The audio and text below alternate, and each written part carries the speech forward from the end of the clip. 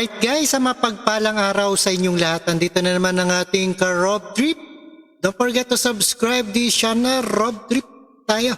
NFA hinimok ng LGUs na sumali sa pagdaragdag ng 3 kilo sa buying price ng palay.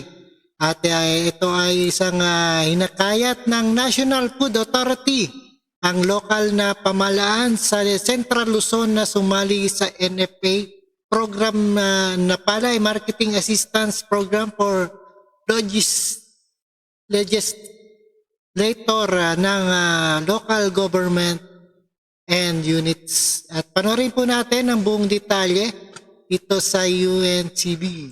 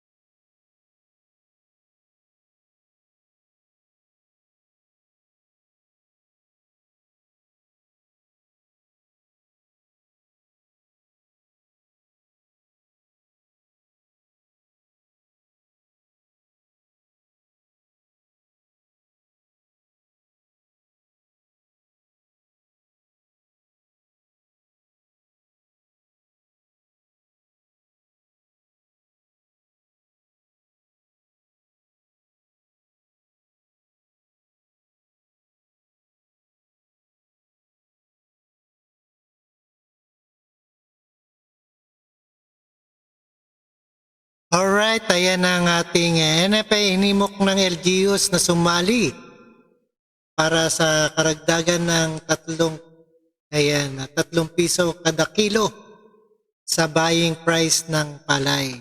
At thank you so much sa inyong lahat. Keep safe and healthy and peace out.